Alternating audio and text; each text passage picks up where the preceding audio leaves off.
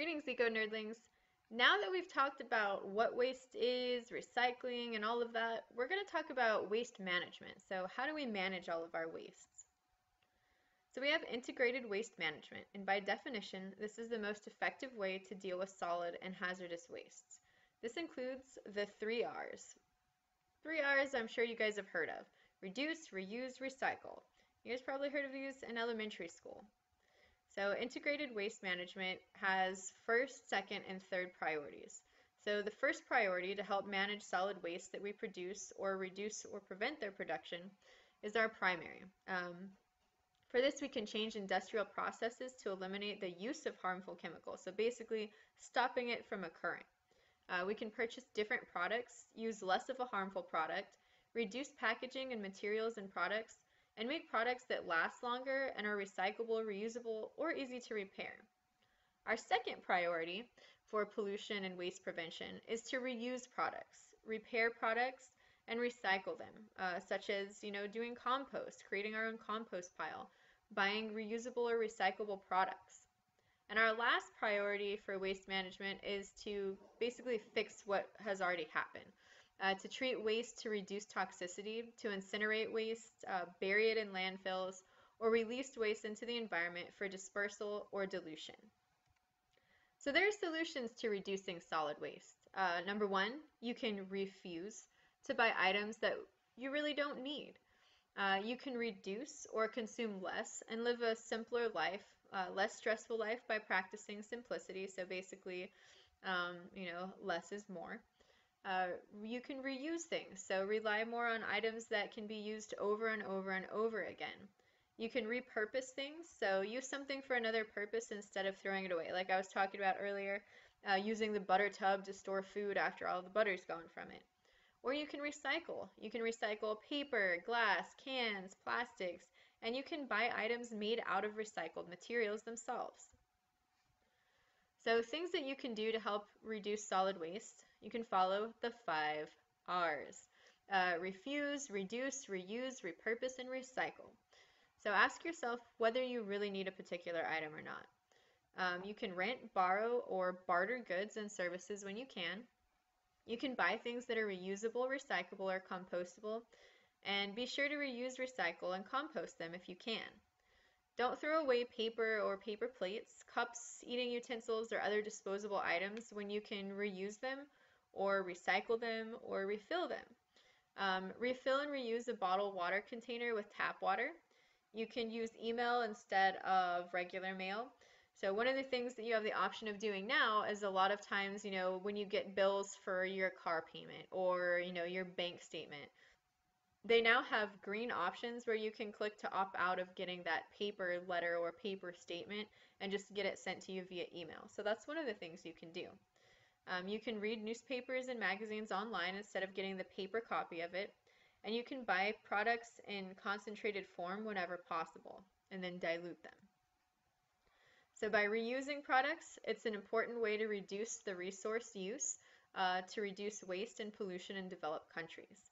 Reusing can be hazardous in developing countries for the poor who scavenge in open dumps. So they're basically trying to reuse things that are, dirty, they have harmful chemicals, and they can get exposed to many different types of toxins as well as diseases because, bacteria tend to accumulate in areas like that as well.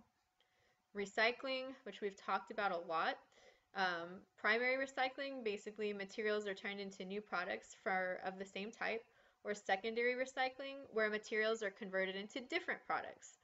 So example of that would be used tires being shredded and then converted into rubberized road surface. Newspapers that are transformed into cellulose insulation. So we can compost biodegradable organic waste, and it mimics nature by recycling plant nutrients to soil.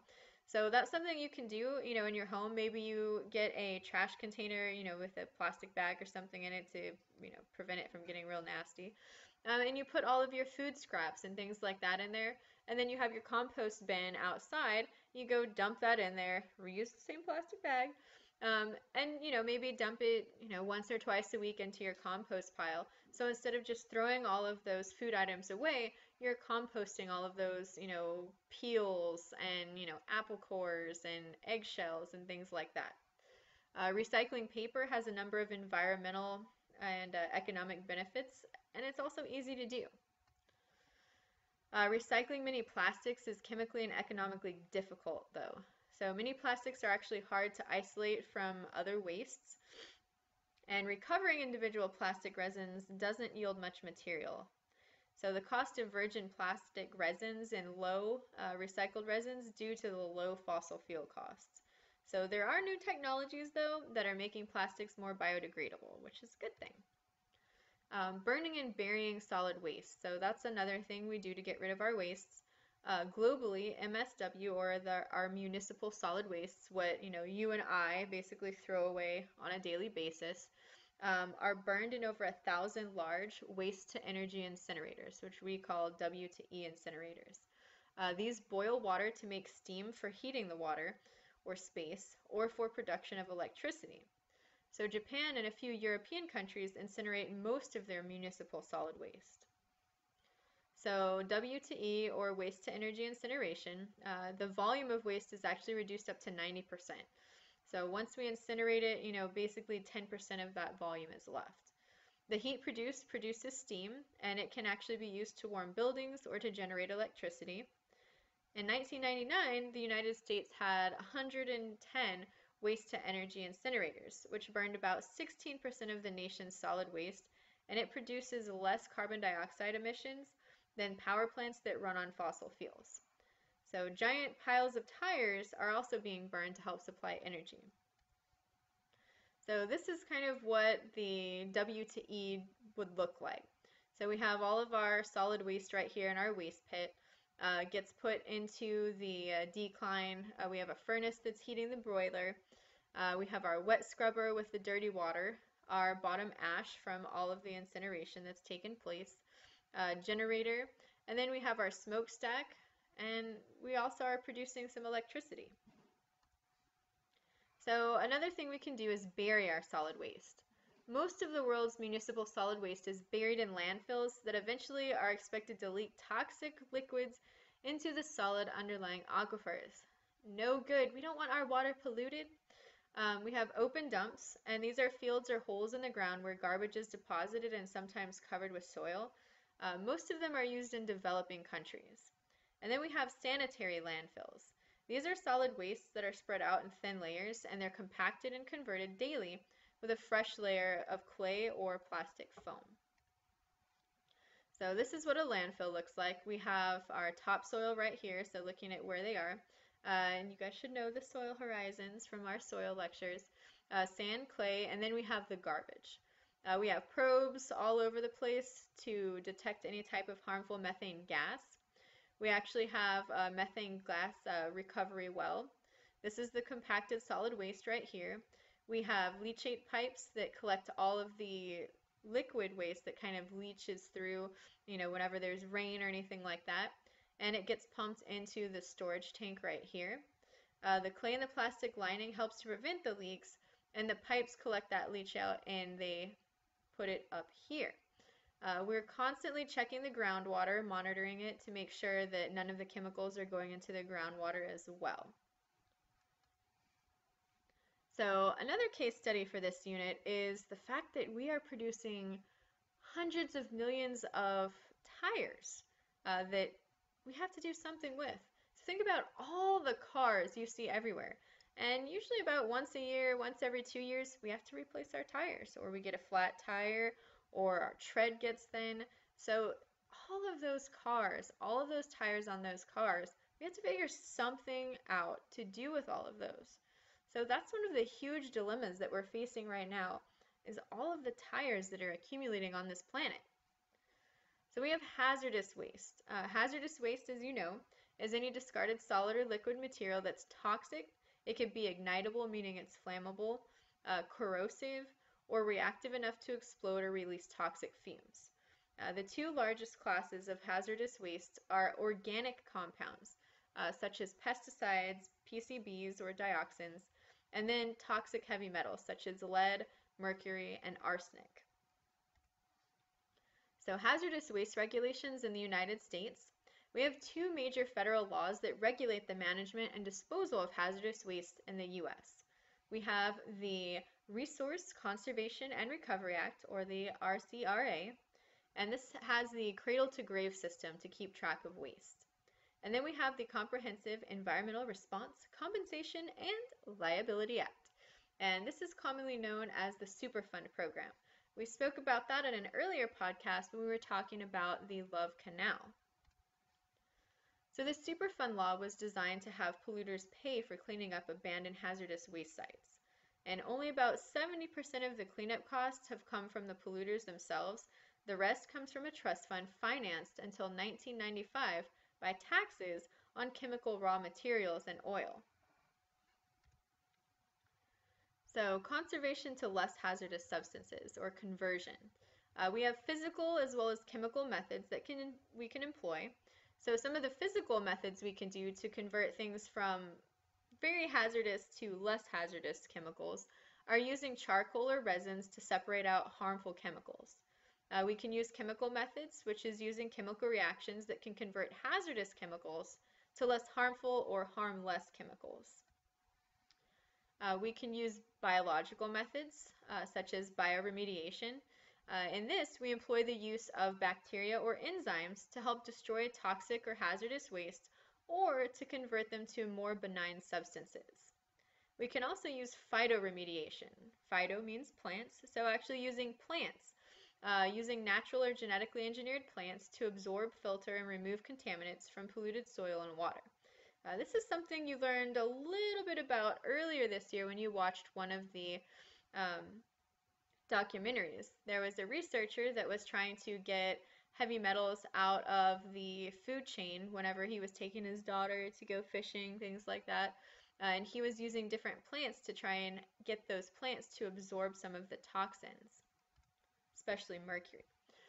So looking at these, we have rhizofiltration, which roots or plants such as sunflowers with dangling roots or ponds in greenhouses can absorb pollutants such as radioactive strontium and cesium and various organic chemicals. So this is right here, our sunflowers. So this is something that we can use, or radioactive contaminants.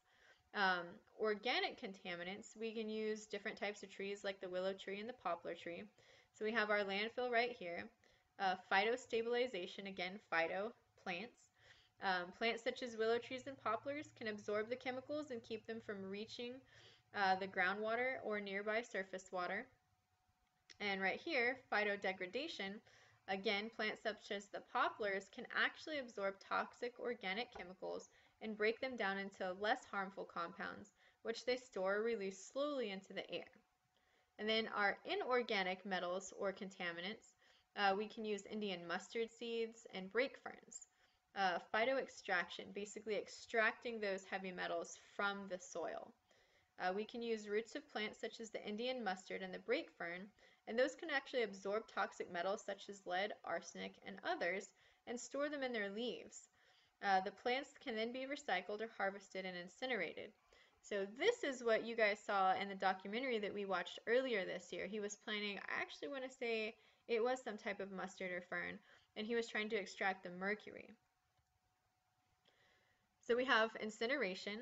This is heating many types of hazardous waste to very, very high temperatures, up to 2,000 degrees Celsius, in an incinerator, and then breaking them down and converting them into less or harmless chemicals. So we can also use something called a plasma torch. Sounds kind of cool. We do this by passing electrical currents through the gas to generate an electric arc, and a very high temperature is created, and then plasma can be created. So the plasma process can be carried out in a torch, which can decompose liquid or solid hazardous organic material. And then we have long-term storage of hazardous waste. Hazardous waste can be disposed of on or underneath the Earth's surface, but without proper design and care, this can pollute the air and the water. So we have deep well disposal and surface impoundments. The deep well disposal, we use liquid hazardous wastes that are pumped under pressure into the dry porous rock far beneath the aquifer. So we're going below the water storage. And then we can use surface impoundments. These are excavated depressions such as ponds or pits or lagoons into which liners are placed and liquid hazardous wastes are stored. We have long-term retrievable storage. These are some highly toxic materials that cannot be detoxified or destroyed. So they're stored in metal drums, and those are used to store them, and the metal drums can be inspected and retrieved to make sure there's no leaks. This is probably what I was talking about when I was talking about New Mexico and the WIP site. We have tons and tons and tons of these metal drums that are stored down there, and periodically people go down to check to make sure there's no leakage. We also have secure landfills. Sometimes hazardous wastes are put into drums and buried in carefully designated and monitored sites. So, how are we going to achieve a low waste society? Well, in the United States, citizens have kept large numbers of incinerators, landfills, and hazardous waste treatment plants from being built in their local areas. Environmental justice means that everyone is entitled to protection from environmental hazards without discrimination. So globally, what's going to go on? Well, an international treaty actually calls for phasing out the use of harmful persistent organic pollutants, or POPs, POPs. POPs are insoluble in water and they're soluble in fat. Nearly every single person on Earth has detectable levels of POPs in their blood. That's not good. And unfortunately, the United States hasn't ratified this treaty, meaning we haven't signed off on it. We haven't okayed this treaty from preventing the persistent organic pollutants. So hopefully that's something in your futures and your lifetimes that you guys can push for it to happen. So making the transition from low waste, everything's connected. So keep that in mind. There's no just a way. We can't just magically get rid of trash and have it go away forever. When the trash fairy comes to pick up your trash, twice a week, it has to go somewhere. Dilution is not always the solution, so we can't always dilute pollution. And then the best and cheapest way to deal with wastes are reduction and pollution prevention. So preventing things from happening. And again, this is something that you guys are going to have to deal with in your lifetimes. You guys are going to have to come up with major solutions for the pollution problems that we have today. Well, I hope you learned a little bit about waste management, and maybe you're thinking a little bit more about how you can manage not just your waste, but how you might be able to solve some of the waste problems in the United States today. If you'd like to rewatch this video lecture or any others, you can find them on my website at www.nerdlingscience.com. Well, this is the Queen Nerdling signing off. Stay nerdy till next time.